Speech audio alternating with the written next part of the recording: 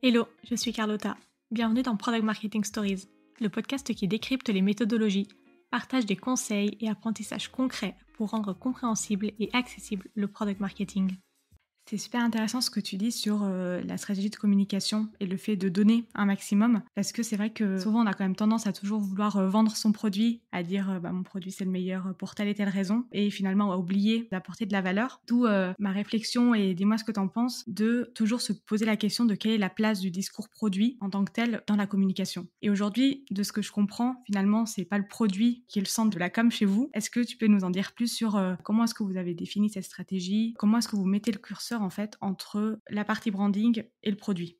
Tu as tout à fait raison, hein, je suis entièrement d'accord avec toi sur, tu as une belle analyse de ce qu'on fait. C'est exactement ça. Notre stratégie, elle a été un peu instinctive. Elle part un peu de nous, on se dit: «Qu'est-ce qu'on aimerait voir nous? Qu'est-ce qui peut nous toucher en tant que personne sur les marques qu'on apprécie?» Et en fait, tu remarques à chaque fois, enfin ce qui revenait, à chaque fois, c'était, la pub produit, c'est un peu pénible, tu vois? C'est pas ça qu'on va chercher. On connaît le produit, on sait qu'il est là, on sait ce qu'il peut faire et cetera. Donc on s'est très, très vite placé en mode, on apporte de la valeur sur tous nos canaux liés à la communication, newsletter, blog, webinar, livre blanc, réseaux sociaux et j'en passe, podcast et cetera. Et notre produit, on n'en parle que quand il y a une nouvelle fonctionnalité. Tu vois, c'est un peu le truc. Alors aujourd'hui, en termes de piliers de contenu, il va y avoir justement ce côté Swello. Quand je dis Swello, c'est autant les fonctionnalités que la vie d'équipe. Ça aussi, c'est très important. On aime partager notre vie d'équipe, montrer qui est derrière, l'évolution de la boîte. Tu vois, il y a des gens, ils sont là depuis 2010. Et en fait, ça me fait trop plaisir, ouais, qui nous suivent et qui disent, bah, j'ai connu Clock Tweets à l'époque, le site marron, parce que à l'époque, le site était marron et pas très joli. Vous pouvez retrouver ça sur Google. Et c'est trop chouette parce que c'est ça où je me dis, bah, il y a une vraie communauté. On la monte, cette vraie communauté. Donc ça, c'est le premier pilier de contenu. Ça va être vraiment Swello, tout simplement. Tu vas avoir un deuxième pilier qui est du coup le plus gros, le majeur. C'est l'apport de valeur lié à la communication. Donc, tu vois, on publie 3 articles de blog par semaine. Donc, ça veut dire que sur nos réseaux, on va le partager. On fait des posts pour LinkedIn, pour Insta, pour Facebook, pour Twitter qui sont très spécifiques sur de l'apport de valeur. Ça peut être des tutos, ça peut être des conseils, des rappels par rapport à la santé mentale, parce que c'est un sujet très important pour nous en ce moment. Donc, tu vois, ça va être vraiment le cœur de notre stratégie. Et puis après, tu vas avoir d'autres contenus un peu plus, je dirais, plus divertissants. Tu vois, c'est du divertissement. Par exemple, les mercredis, où un mercredi par mois, on met un mème lié au community management. Par exemple, des jeux, tu vois, on avait déjà fait un jour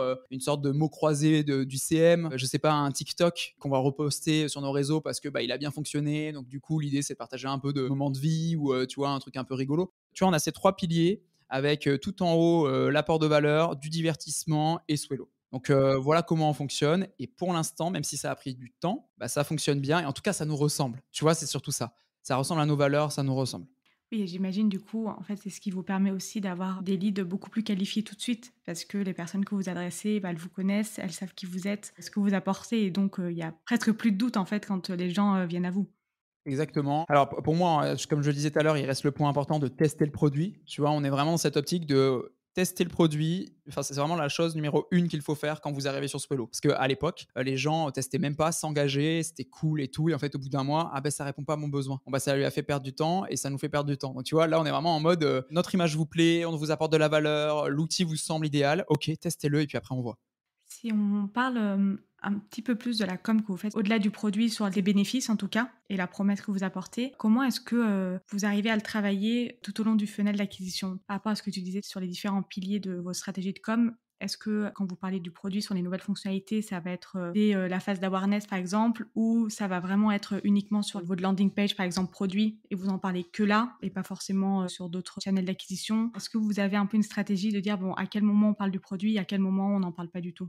Bien sûr, bah, cette stratégie-là de communication, de manière large, que j'ai présentée il y a un instant, elle est propre à nos canaux de communication. Maintenant, à partir du moment où tu arrives sur notre site, que ce soit notre landing page, que ce soit nos pages fonctionnalités, que ce soit dès que tu t'inscris, là, on va parler du produit beaucoup plus souvent, forcément. Tu vois, quand tu t'inscris, déjà, tu as un onboarding, mais après, tu as un cycle de mail pendant toute la durée de ton essai gratuit où on va mêler à la fois de la valeur, mais aussi du produit. Voilà ce qui peut t'apporter. Voilà ce que la veille peut t'apporter, la programmation, l'analyse, tu vois, le gain de temps, on le met souvent en avant. Et puis après, une fois que tu es abonné, on va avoir un cycle de mail aussi sur 12 mois qui est déjà préparé avec beaucoup d'apports de valeur et aussi bah, certaines fonctionnalités qui sont mises en avant. Et surtout, le canal numéro 1 où on parle énormément du produit, c'est notre newsletter. Tu vois, quand tu arrives chez Swello, tu peux t'inscrire à notre newsletter et donc souvent, voire tout le temps, là, on a un rythme d'une newsletter par semaine. On va essayer de mettre en avant une nouvelle fonctionnalité, une fonctionnalité qui est là depuis un peu longtemps, mais peut-être un peu oubliée. On va essayer de différents axes pour diverses cibles, etc. Et ça marche plutôt bien. Mais c'est vrai qu'on essaie de faire la part des choses entre un endroit où on va parler que de produits, notamment dans une newsletter, et la communication où là, c'est un peu large. Et dans la com, tu as une verticale, c'est le produit. Mais là, j'y pense. En ce moment, on a la chance de faire des développements très rapides, notamment sur la programmation de story direct, notamment sur la programmation de carousel PDF, qui est dispo depuis hier. Et ça a été fait en 24 heures. Et tu vois, en plus de faire passer le message de la fonctionnalité est disponible, on fait aussi passer le message de on va vite dès qu'il y a une nouveauté. Et ça, moi, je trouve que c'est intéressant parce qu'on devient une des premières plateformes au monde à avoir ces fonctionnalités-là. Mais quand tu es un prospect, tu te dis, OK, en fait, si je vais chez eux, dès qu'il y a une nouveauté, c'est en ligne rapidement. Et du coup, je suis toujours au goût du jour, quoi. C'est toujours à jour. Et je trouve que faire passer ce message, c'est aussi important parce que nous, on se donne, clairement. On se donne pour que ça sorte vite. Avec les équipes techniques, on réfléchit, ah OK, on a vu ça, tac, tac, est-ce qu'on peut le faire et tout. Et je trouve ça bien aussi de le montrer.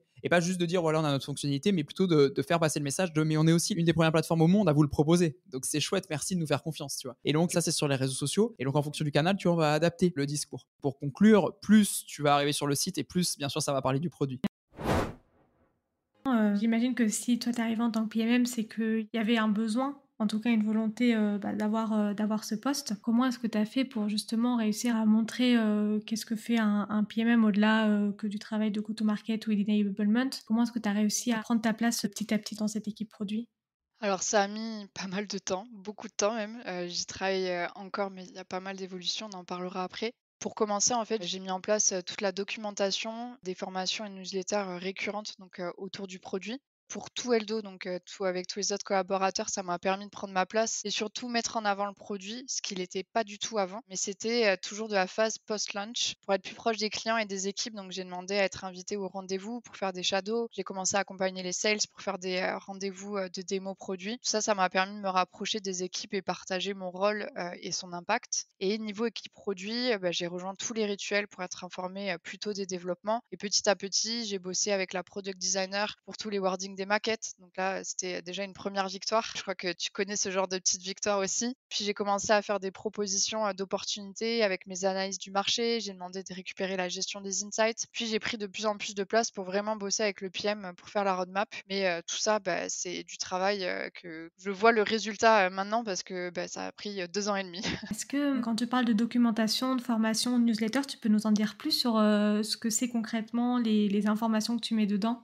Du coup, il y a une formation, mensuelle, tous les débuts de mois où je présente donc, toutes les features qui sont sorties, pour qui on l'a fait, pourquoi on l'a fait, comment ça marche avec, une démo et je présente aussi, ce qui va arriver dans les semaines qui suivent. Donc ça, c'est avec, tous les collabs et ensuite, à chaque sprint, il y a une newsletter, interne où, ça présente, la dernière fonctionnalité qui est sortie avec la documentation, soit la documentation interne sur Notion, soit la documentation pour les utilisateurs ou alors quand j'ai travaillé sur une analyse marché ou sur un benchmark d'un concurrent, je le partage parce que, je renseigne toute la documentation donc sur Notion. Donc c'est ça, c'est une newsletter et il y a aussi un petit quiz à chaque newsletter parce que j'ai essayé de gamifier cet, apprentissage et le partage de connaissances produits au sein d'Eldo. Donc j'ai mis en place, pour ceux qui connaissent Harry Potter, j'ai mis, la coupe des 4 maisons. Donc en début d'année, dernière, j'ai réparti, toute la boîte, dans les 4 maisons, d'Harry Potter et l'idée, c'est, que chacun va faire gagner des points à sa maison ou en faire perdre et c'est en répondant, au quiz de la newsletter ou quand il y a des formations, on essaie de faire des petits quiz aussi, donc pour gamifier tout ça et pour partager donc les connaissances et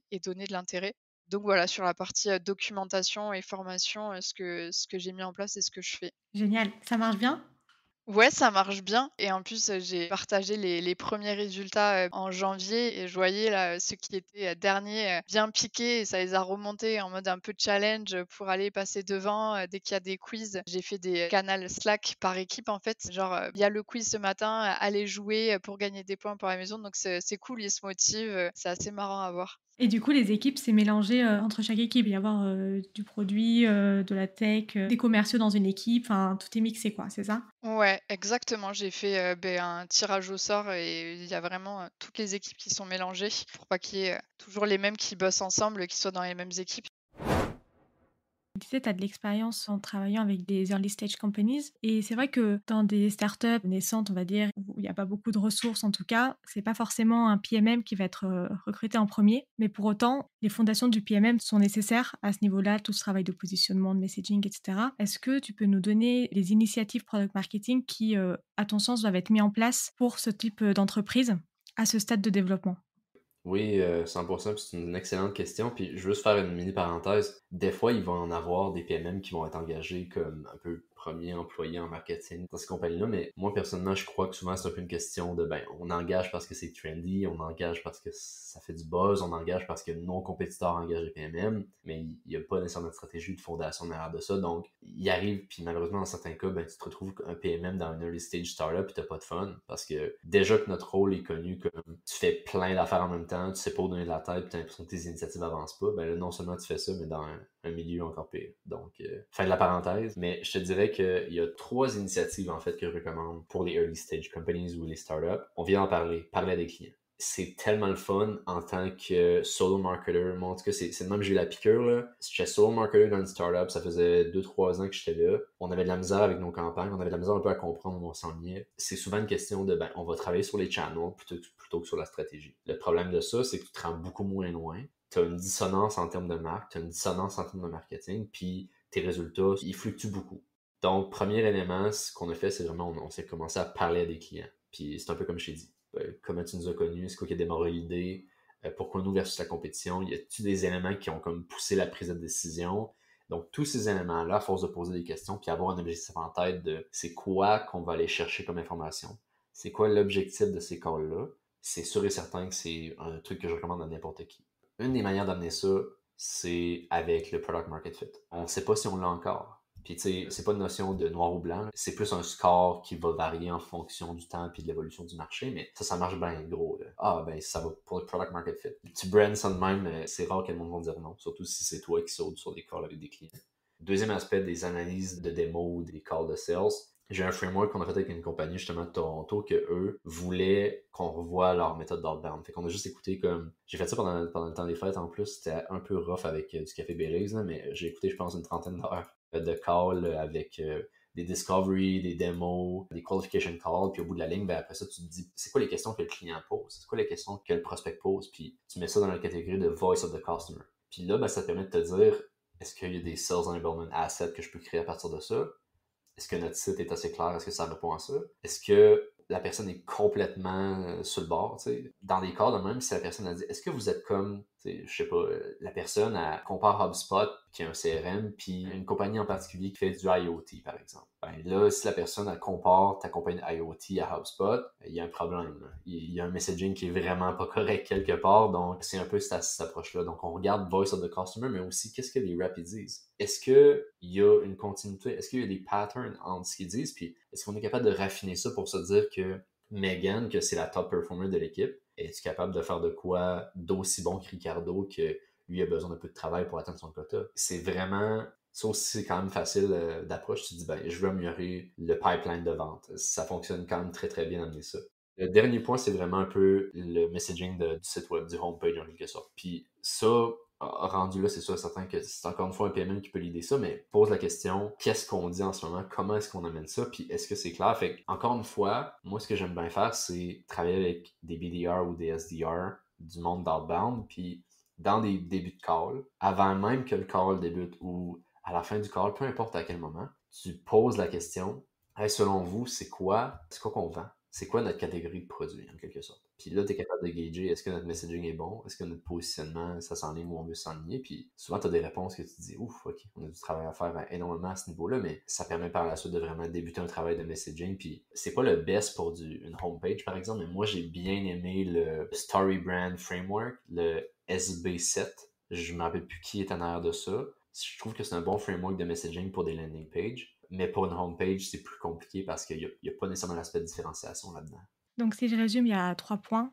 Le premier, c'est, tout ce qui concerne les interviews clients. Le deuxième, c'est analyse des calls, des sales pour comprendre, quelles sont les questions, les interrogations, les problématiques des prospects et du coup, quels assets de sales enablement il faut qu'on construise. Et 3, toute la partie messaging et surtout de la homepage. Se dire, est-ce que du coup, notre homepage, elle résonne vraiment et elle est vraiment compréhensible par rapport à nos prospects et à nos clients? La question que souvent je me fais poser, c'est comment est-ce qu'on fait pour faire une page puis aller chercher comme 3 différents clients ou 3 différents targets, mais au bout de la ligne, ton but de ta homepage, ça, encore une fois, ça dépend du contexte. Je veux pas dire à tout le monde, hey, faites ça, mais au bout de la ligne, tu veux attirer l'attention. Tu veux pousser quelqu'un à se rendre plus loin. Tu veux leur faire comprendre c'est quoi ta catégorie, ça s'adresse à qui, c'est quoi la clarté et la différenciation là-dedans.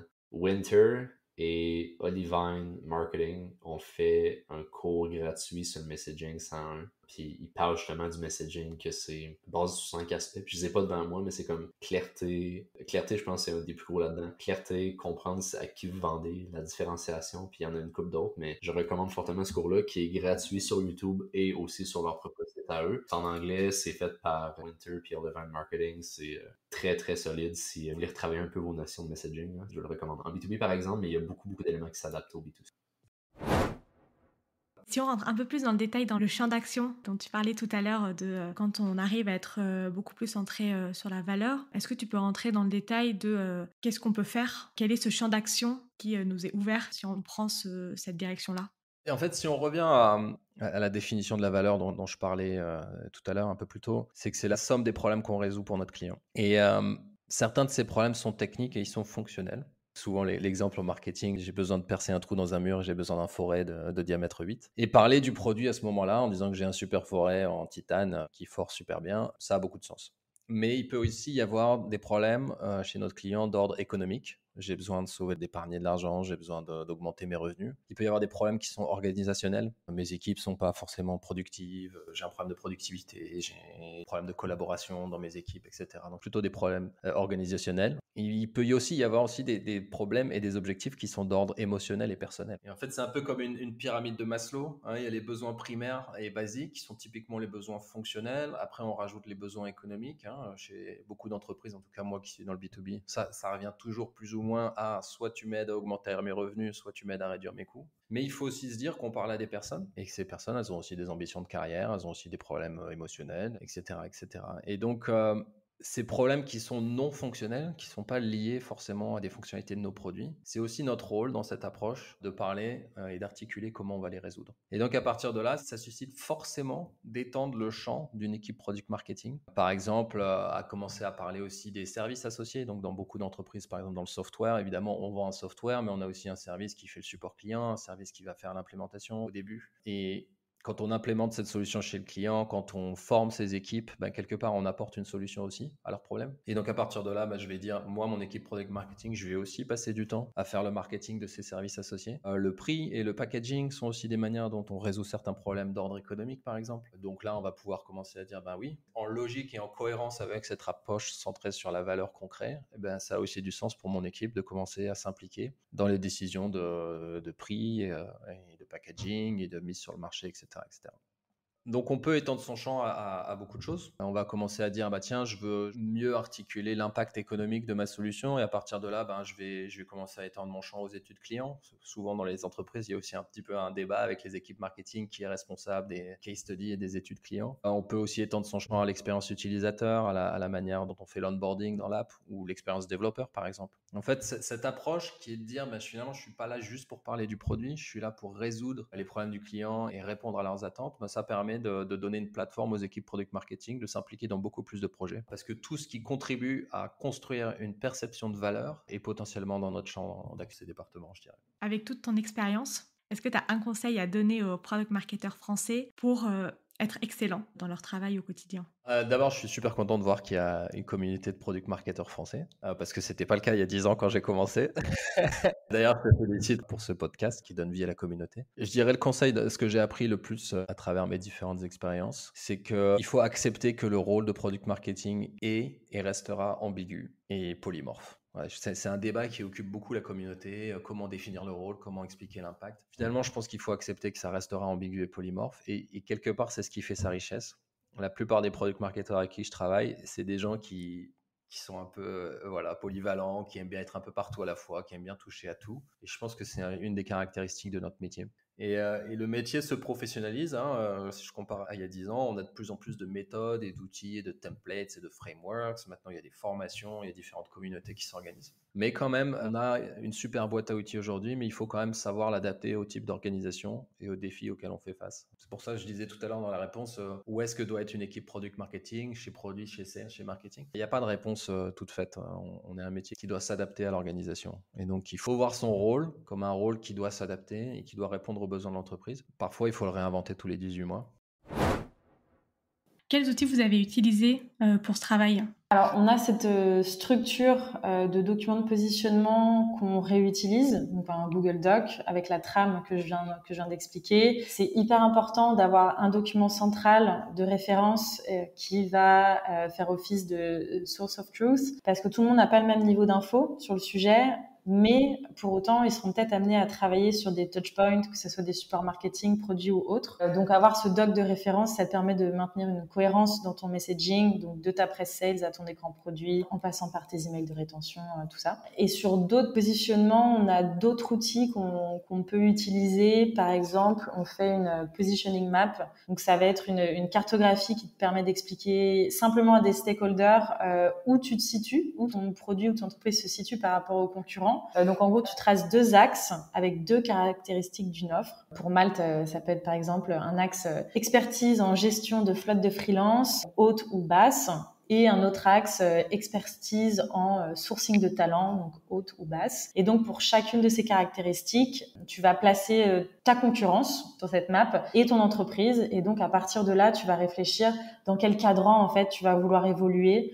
Et donc ça va aider aussi dans la définition de ta stratégie de positionnement. On a aussi un autre petit outil qui fonctionne assez bien, c'est le diagramme en radar. Tu vas prendre des types de fonctionnalités pour chacune de tes branches avec une échelle gradée, je sais pas, de 1 à 5, de 1 à 10. Et pour chaque concurrent, tu vas noter chaque fonctionnalité, donc chaque branche. Et après, tu vas relier toutes les branches. Et bien sûr, tu te rajoutes aussi sur ce radar. Et donc ça te permet de comparer en 2 secondes là où tu vas être similaire à des concurrents, là tu vas être super différent. Et ça va te permettre de dire, ok, nous on joue dans la cour de tel concurrent ou alors on voudrait être plus fort sur telle partie de la fonctionnalité. Donc voilà, ça c'est des outils qui peuvent être utilisés dans le positionnement. Il y a un autre sujet que je voulais évoquer avec toi parce que le positionnement, comme tu l'as dit, finalement, ça se concrétise dans un fichier, dans un doc. Et le plus dur, au final, c'est de l'implémenter. En tout cas, c'est au moins les 50% du travail restant. Est-ce que tu peux nous expliquer comment est-ce que tu as diffusé ce nouveau positionnement en interne, mais aussi comment est-ce que vous avez travaillé le go-to-market de ce nouveau positionnement ? C'est un très bon point. Tu peux avoir le plus beau positionnement du monde sur un document. Si personne ne le lit, il faudra louper l'exercice. Donc nous, ce qu'on a fait, c'est qu'on a créé des guidelines simplifiés et partageables à différentes équipes. On en a fait la brand en a fait un sur le tone of voice, donc à destination des équipes product design, communication, contenu. On a fait une synthèse en 2 ou 3 slides des propositions de valeur et de la tagline de Malte Stratégie, donc surtout à destination du produit, parce qu'ils allaient construire les écrans. Et enfin, un glossaire des termes à utiliser ou à ne pas utiliser qui a été co-construit avec notre UX writer et l'équipe brand. Une fois qu'on avait ces guidelines bien en place, on a eu une phase d'évangélisation des équipes. Donc en gros, ça a été un roadshow dans différents meetings, produits, sales, marketing. On a fait une présentation dans le Hollands de Malte. Toute la boîte est à ce meeting-là. On fait régulièrement des rappels dans la newsletter produit interne qu'on a, qui est à destination de toutes les équipes. Et régulièrement, on fait des annonces on utilise Slack, donc dans les channels Slack, pour être sûr que tout le monde est bien au courant. Et une autre astuce, ou en tout cas quelque chose qui nous a été super utile pour s'assurer que c'est bien implémenté, c'est d'avoir des relais en fait qui sont bien formés sur le sujet, donc des POC, Point of Contact, dans toutes les équipes qui vont produire du contenu et à travers tous les marchés. Ici, on a eu une super collaboration avec notre UX writer parce qu'on intervenait sur des écrans clés qui nécessitaient un travail de positionnement. Par exemple, comment tu montres l'intérêt de postuler à Malte Stratégie à un consultant dans son parcours d'onboarding sur le produit. Et donc pour ça, on a bossé vraiment en collaboration très très étroite avec elle pour qu'on s'assure que tous les messages partagés dans le parcours utilisateur était cohérent avec le positionnement de départ.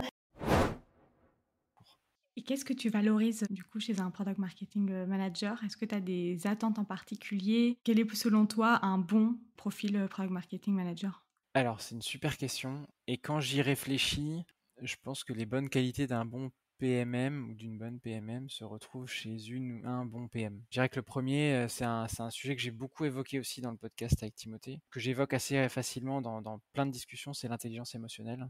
Le PMM, il est vraiment au milieu de tout, comme le PM. Et l'intelligence émotionnelle, elle est absolument clé et cruciale pour intervenir au bon moment, se taire au bon moment, aller mettre le bon curseur au bon endroit, etc. Enfin, pour moi, l'intelligence émotionnelle, c'est une qualité indispensable à beaucoup de métiers liés au produit, product designer inclus. Je dirais l'intelligence émotionnelle. Le deuxième, la capacité d'un PMM à délivrer.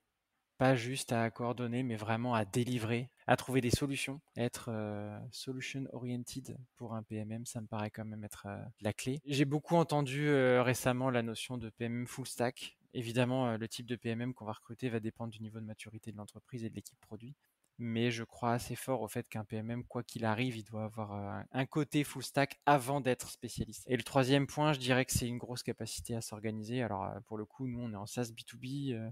Il y a beaucoup de choses à faire. On a 8500 clients, on a 70 personnes qui bossent côté product et engineering pour concevoir et construire le produit. Il y a un boulot incroyable. Il y a vraiment beaucoup de choses à faire. C'est super intéressant. Mais s'il n'y a pas un minimum de capacité d'organisation et cette capacité à trouver des petits workarounds quand il faut passer par la fenêtre plutôt que par la porte parce que c'est fermé, c'est compliqué. Donc je dirais ouais en trois grosses capacités d'organisation.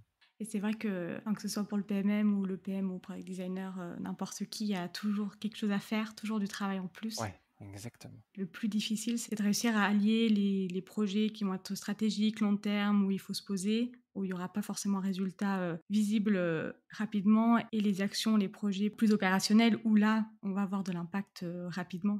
Et c'est allier les deux qui est, je trouve, le plus difficile. C'est un peu le problème qu'on a rencontré au cours des 6-8 derniers mois, hein. C'est qu'il y avait beaucoup de volonté sur la prise en main de sujets stratégiques. Alors évidemment, on parle de définition d'ICP, on parle de positionnement, on parle de tout ça. Et quand dans le même temps, il faut réaliser les battle cards, les assets de lancement, les mises à jour de presse, les updates du site web, les webinars, etc. Bah oui, effectivement, hein, il y a les priorités qui se rentrent dedans et il faut faire les bons choix. Donc effectivement, ouais, c'est un gros challenge. Je suis bien d'accord. Et comment tu arrives à juger ces trois qualités dont tu as parlé, typiquement en recrutement? C'est beaucoup de soft skills et pas tellement de hard skills qu'on peut vraiment mesurer facilement via un use case. Donc, je suis curieuse de savoir comment est-ce que tu arrives à détecter et à prendre les bonnes décisions.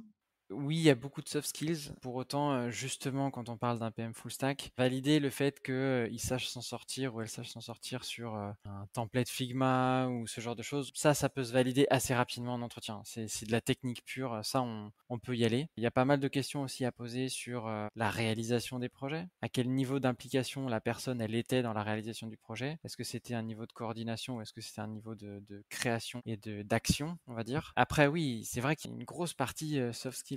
L'intelligence émotionnelle, c'est un truc qui se mesure pas. En tout cas, à moins d'aller dans des établissements spécialisés. Et encore, je suis pas certain, mais ça se mesure pas. Donc ça, c'est plutôt une question de fit, on va dire. Est-ce que tu as envie de bosser avec cette personne? Voilà. Et si émotionnellement tu te sens connecté à cette personne, tu peux te dire que ça peut le faire. Mais ça suffit pas, hein. Je veux dire, c'est pile ou face. Tu lances la pièce et tu regardes ce qui arrive 6 mois plus tard. Le principal, c'est d'aller valider le côté full stack pour moi. Si tu es full stack et que 3 mois, 6 mois, 9 mois plus tard, tu remarques que la personne a la tête bien faite, tu vois très bien qu'au bout de 3 mois, 6 mois, 9 mois, bah, ça évolue, ça change, la personne elle apprend, elle montre des choses, etc. Et en fait, tu vois juste que c'est la bonne personne. Et une capacité d'organisation, c'est pareil, ça peut se valider avec des petits exercices tout simples de priorisation et de quels sont tes moyens de prioriser cette longue liste de tâches à faire ou de projets à mener, etc. Et tu regardes comment la personne raisonne. J'ai jamais été un grand partisan des case studies en entretien, ni d'ailleurs à la maison, parce que travailler gratos, j'ai toujours été un peu embêté par ça. Mais pour autant, en entretien, voilà, avec des exercices qui prennent 10 minutes, 20 minutes, etc., t'arrives quand même à voir comment la personne réfléchit, et moi, c'est ce qui m'intéresse le plus là-dedans. Et si tu as un conseil pour des CPO, des lead product, pour l'écosystème product, qui souhaitent recruter un premier PMM, quel serait ce conseil?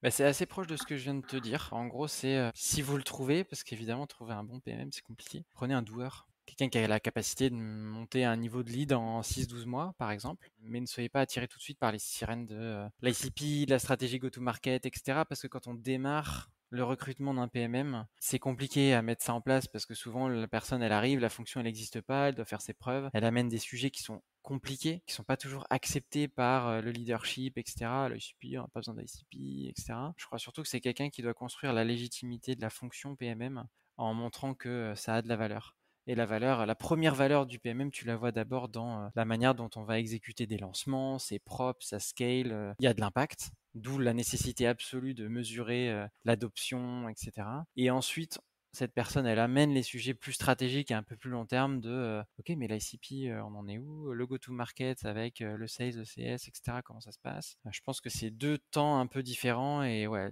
le premier PMM pour moi, ça doit être une personne plutôt full stack. Avant de te poser les dernières questions du podcast, je voulais te poser 2 petites questions retour d'expérience parce que je pense que ta casquette PM, PMM peut inspirer beaucoup d'auditeurs qui vont écouter cet épisode. Quels sont selon toi les avantages d'avoir été PM et PO pour faire du PMM aujourd'hui? Désolée, il y a beaucoup d'acronymes dans ce que je viens de dire. L'avantage pour moi d'avoir été PM et PO, finalement d'avoir baigné dans un environnement où j'ai pu acquérir une compréhension approfondie des enjeux du développement d'une solution ou d'un produit, ça aide énormément. Ça aide énormément parce que tu finis par parler le même langage que finalement toutes les équipes tech. Tu comprends plus vite les problématiques. Tu sais aussi très rapidement ce qui va être important de communiquer à un client ou à un utilisateur. Et ça simplifie énormément la collaboration derrière en tant que PMM parce que si tu te places au même niveau de conversation que les équipes qui développent, franchement, ça apaise. C'est vrai qu'après, sur d'autres aspects, sur un aspect peut-être capacité à élaborer une stratégie de produit et d'avoir des alignements avec le marché et la concurrence, en étant PO et PM, tu es quand même responsable de la définition d'une stratégie produit et d'un alignement avec des besoins de marché. Tu scannes aussi un peu la concurrence et tu sais finalement le traduire directement en spécification et tu élabores des stratégies. Ce qui fait qu'en tant que PMM, tu as pu t'exercer et tu as la capacité à élaborer une stratégie de marketing efficace puisque finalement, tu sais élaborer des stratégies à d'autres niveaux. Donc ça, c'est quand même assez utile. Tu es aussi très orienté résultat. Quand tu es PM ou PO, tu es centré quand même sur la réalisation de résultats concrets puisque tu développes des choses qui se voient nécessairement et qui sont après utilisées, quel que soit le type de client que tu as en face, qu'ils soient internes, externes, de toute façon, tu es orienté résultat. Et le PMM, pour moi, il se doit en tout cas de faire la même chose, c'est-à-dire de démontrer l'impact de ses efforts. On est dans les mêmes dynamiques de raisonnement. Donc ça, clairement, c'est d'une grande aide aussi. On va revenir sur le point de la communication. La communication transverse.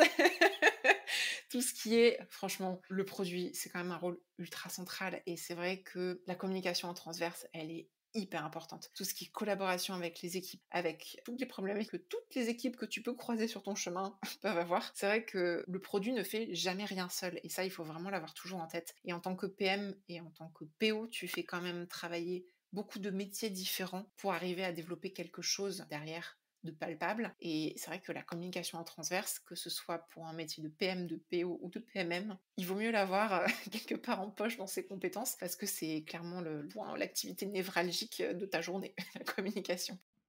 Et c'est dur de demander aux personnes, enfin, d'avoir cette communication transverse quand il n'y a pas de hiérarchie. Il faut vraiment être bon dans la manière de communiquer, dans le pourquoi. Il faut être hyper persuasif.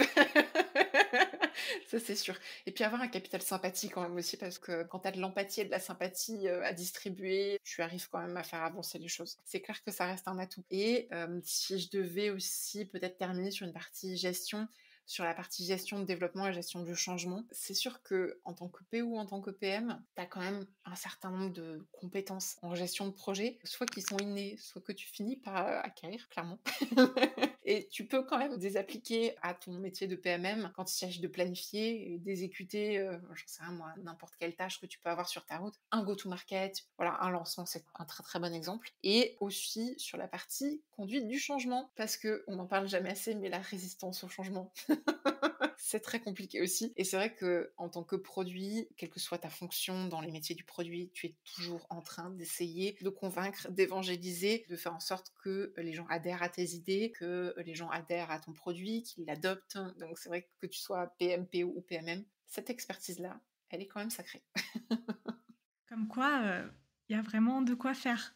C'est très complet. Et c'est ça qui est passionnant. Et ce qui est passionnant aussi, c'est de voir les ponts qui peuvent être faits entre chaque métier. On parlait de rôles silotés. En fait, c'est pas des rôles qui sont silotés, c'est juste qu'il faut mettre des frontières dans ce que chacun doit faire par rapport à des expertises bien précises, mais l'un n'empêche pas l'autre et c'est ça aussi qui est super. Ah bah, c'est ça qui fait toute la force en fait de ces métiers-là. Et si tu avais un conseil à donner à nos auditeurs avec un profil product tech qui souhaitent s'orienter vers le product marketing, qu'est-ce que ce serait? Pour moi, je dirais faites des entretiens avec des PMM. Faites des entretiens avec des PMM et diversifiez en fait ces entretiens, à savoir prenez des gens qui ont des degrés de seniorité différents, qui évoluent dans des structures avec des organisations et des maturités différentes. On revient sur la question de la maturité. Pourquoi je dis ça? Parce que en fait, il existe franchement autant de contours de postes de PMM que de boîtes et de personnes. En vrai, sur le papier, on fait plus ou moins, allez, à 80% les mêmes rôles ou les mêmes missions. Même nous, en discutant, on avait quand même pas mal de points en commun. Mais en fonction de l'environnement, en fonction des besoins de la boîte à l'instant T, en fonction de tes compétences, en fonction de ta personnalité aussi, finalement, on peut être amené à rendre ce contour de poste malléable. Et du coup, mon meilleur conseil, c'est confronter ce que vous retenez finalement des discussions ou des entretiens et ce que vous pensiez ou l'idée que vous faisiez du rôle de PMM. Et de toute façon, si vous avez en fait une appétence pour ce qui est challenge, interaction avec, on va dire, presque toutes les équipes de votre boîte, et s'il y a aussi voilà, une appétence pour tout ce qui est avoir un pied dans l'interne et un pied dans l'externe, puisque finalement on est toujours au carrefour un peu de tout, avec une ouverture sur tout ce qui est client et marché, et que toutes les discussions que vous avez eues vous ont donné envie, bah, il faut juste se lancer. Et tester. De toute façon, bah, si ça marche pas, il faudra aller faire autre chose. Et aujourd'hui, quel est ton plus gros enjeu dans ton rôle de PMM? On en parlait un petit peu tout à l'heure, c'était essentiellement la synchronicité avec tous les changements qui peuvent être business, stratégiques, et aussi tout ce qui va être développement. On parlait tout à l'heure de l'agilité des équipes et du développement continu. Clairement, c'est mon plus gros enjeu, c'est d'être idéalement toujours inclus et au courant au bon moment de tous les changements, de tout ce qui pourrait avoir un impact sur mon travail. On le disait tout à l'heure avec la double focale à court et à moyen terme. Et ça, c'est un travail quotidien. C'est ce que j'allais dire, c'est un enjeu qui s'arrête pas à un instant T, en fait, c'est continu. Non, c'est un combat de tous les instants. Sans faire peur, hein. Non, mais en vrai, c'est cette histoire de communication, c'est de tout temps, ça a toujours été un challenge pour n'importe quelle équipe, n'importe quel métier, et d'autant plus quand aussi on a aujourd'hui des équipes qui sont, on va dire, décentralisées, avec des gens qui peuvent travailler de n'importe où, des moyens de communication avec des canaux divers et variés. Il faut toujours s'assurer d'être synchrone avec, en tout cas, la majorité des équipes avec lesquelles on travaille, et c'est ça pour moi le plus gros enjeu. Tu as tout dit. Comme tu as tout dit, on va passer aux questions de la fin du podcast. Quelles ressources ou livres tu recommandes à nos auditeurs? Alors c'est vrai que moi, quand j'ai dû finalement définir un peu mieux l'orientation que je voulais donner à ma carrière, je me posais pas mal de questions. J'ai un proche qui m'a conseillé en fait un livre, donc dans la littérature anglophone, hein, pardon pour ceux qui lisent en français. Mais du coup, j'avais lu The Product Marketing Manager par Lucas Weber, qui est en fait quelqu'un qui a décrypté parfaitement pour moi le rôle du PMM, qui avait aussi un attrait particulier pour moi, c'est qu'il avait un parcours similaire au mien. Il avait commencé par faire du support, très étrangement.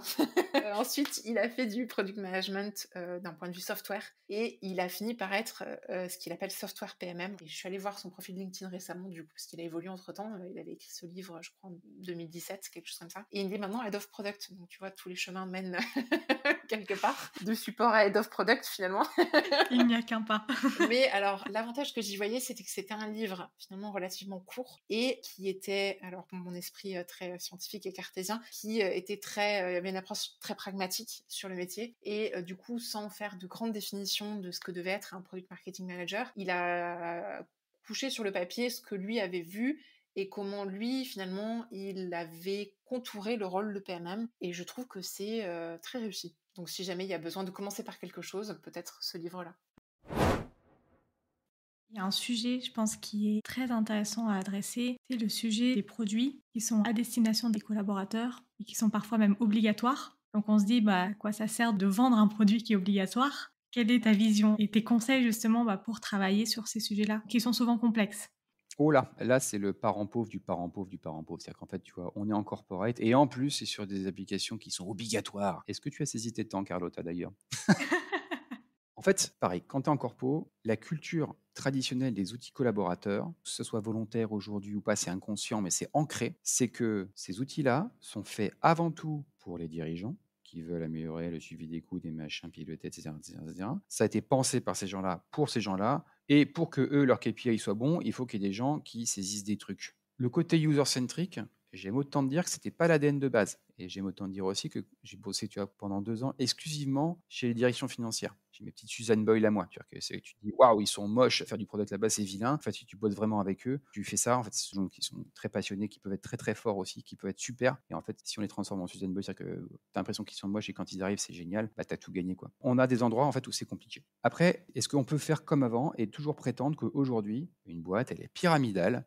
Et de toute façon, si le directeur l'a décidé, les collaborateurs vont se le cogner, et s'ils ne sont pas d'accord, c'est la porte. Je pense que c'était peut-être valide dans certains modèles d'organisation très très dictatoriaux où le collaborateur était plutôt un employé au service de l'entreprise et de son dirigeant. On a un tout petit peu changé de modèle. Et je vois de plus en plus de co-construction, etc. Mais ça, c'est pas pour faire chic. Ces trucs-là, c'est parce que les gens sentent qu'il y a une espèce d'équilibre quelque part où il faut qu'il y ait un gain, ok, pour l'entreprise, pour ses applications dédiées aux collaborateurs, mais il faut qu'il y ait un gain pour aussi l'utilisateur. C'est pas un gain 100% utilisateur non plus. On peut être 100% user-centric, mais il faut que tu aies de la value en fait pour l'entreprise et pour les users, que ce soit plus équilibré. Donc la réponse, est-ce qu'il faut faire du product marketing pour ces produits destinés aux collaborateurs? En 3 mots, oui, oui et oui. Parce qu'il y a besoin pour ces produits-là de trouver en quoi le produit va être utilisé à ces collaborateurs-là. Surtout s'ils ont un pouvoir de dire non aux négociations. Tu sais, il y a certaines grandes entreprises qui ont une culture très syndicale, qui ne sont pas très verticales non plus. Vas-y, va imposer dans une entreprise super syndicale, utilisez cet outil-là, et sinon quoi? Sinon la grève? Ah non. Bon, bah, dans ces cas-là, on va peut-être essayer de trouver de l'intérêt. Donc en fait, je vois le product marketing pour aussi apaiser ces images de relations entre le groupe et les collaborateurs, entre le chef, le management et puis le terrain. Franchement, c'est trop bien. Donc, trouver en quoi ça va être utile. Créer de l'engouement. Ouais, c'est possible de créer de l'engouement si c'est intéressant, en fait, et s'il y a quelque chose d'intéressant pour eux. Tout ne sera pas que pour eux, mais il y aura quand même des choses pour eux. Ça peut être aussi de faciliter leur onboarding dans le produit. Ceux qui nous écoutent sont en train de pleurer en pensant à la manière dont ils ont reçu leur nouvelle application de gestion de je ne sais quoi. Et paf, tiens, voilà, avec ton mode opératoire de 500 pages, ça t'apprendra. Peut-être qu'on peut faire des choses un peu mieux que ça aujourd'hui, quoi. Surtout, en fait, tu vois, dans notre quotidien, on est habitué à avoir un onboarding un peu coolos, on nous apprend les trucs, timeline step by step. On peut faire des choses comme ça aussi, sur les applications d'entreprise, c'est pas interdit. Et puis surtout de récupérer l'adoption. Parce que ça aussi, avant on disait je préfère me boucher les oreilles parce que tu comprends, la dernière fois qu'on a fait une enquête utilisateur, ils nous ont remonté que c'était tout pourri et du coup le chef il était énervé. Donc maintenant on le fait plus, on n'écoute plus parce que tu comprends, c'est je fais what, qu'est-ce qui se passe? Donc il faut prendre ces sauts parfois de vomi, ça veut dire que globalement on n'a pas été forcément très bon et qu'on peut s'améliorer. Moi je le prends, il faut le prendre. Pour les entreprises qui veulent avoir un peu plus d'expérience collaborateur, expérience employée, enfin voilà. Le défi est beaucoup plus grand parce qu'on part de très très loin et de la culture très très verticale et de façon théotisée, à des trucs un peu anachroniques, tu vois, genre conduite du changement. Bisous à tous ceux qui ont de la conduite du changement. Conduite du changement, ça date de ça, c'est-à-dire que tu comprends bien le truc, c'est-à-dire que c'est bien descendant, tu vois. On va conduire le changement pour des gens qui sont un peu bêtes, tu vois. Donc on va conduire le changement pour eux, quoi, tu vois. Oh, ça c'est la catastrophe nucléaire, je trouve que ça date de cette époque-là. J'arrête ces mots-là aussi, je supporte pas ça. Même s'il y a des gens qui en font très bien, mais rien que le terme, il est catastrophique, quoi. Donc voilà, sur ces trucs-là, tu vois, moi j'aime bien en fait dépasser ça et utiliser les mêmes techniques qu'on ferait sur du product marketing en fait client. La différence qu'il va y avoir en fait, on a parlé de champion tout à l'heure, on a parlé de trucs qu'on peut faire. Moi j'ai fait ça avec des comptables. Je dis pas que les comptables c'est nul, au contraire les comptables, même les comptables c'est vachement faisable. On a fait des vidéos avec des comptables. Je te parlais, tu vois, de Fatima tout à l'heure, c'est une vraie comptable en fait, qui est chez un conseil départemental du secteur public. Tu te dis attends, le product marketing pour de la compta dans le secteur public, t'es fou? Non, ces gens-là sont preneurs et tu sais quoi, ils sont brillants en plus. Donc ça c'est fou. On peut le faire partout. Il n'y a pas de limite non plus sur est-ce que l'application elle est chiante, est-ce que le public, tu as des gros préconçus, ah bah non, tu comprends, c'est une application pour le RGPD, on va pas faire ça. Si, on va faire ça aussi. C'est tout à fait possible de le faire pour tous ces sujets-là. Il n'y a pas de limite. Moi, je suis chaud de le faire. Encore une fois, alors là, le mot de marketing n'apparaît nulle part, surtout pas. S'ils veulent entendre dire le mot comme du changement, on dit oui. On dit oui, on dit évidemment, bien sûr. Et puis ce qu'on va faire, c'est qu'on va faire les choses qui nous permettent en fait de créer de l'engouement, de l'attraction, de la visibilité, que les gens aient envie de s'inscrire. On va faire du community management, on va pas dire ça comme ça. On va dire oui, ça serait bien d'ouvrir un canal dans Teams pour que une fois par semaine, le champion, l'ambassadeur, ça va être incroyable. Exactement. À bientôt. Salut. Merci d'avoir écouté cet épisode jusqu'au bout. Si l'épisode t'a plu, n'hésite pas à le partager sur LinkedIn en me taguant. Tu peux aussi me soutenir en laissant un avis 5 étoiles sur Apple Podcast et me laisser un commentaire. Ton aide est précieuse pour m'aider à faire connaître Product Marketing Stories et aussi m'encourager à créer davantage de contenu. Alors merci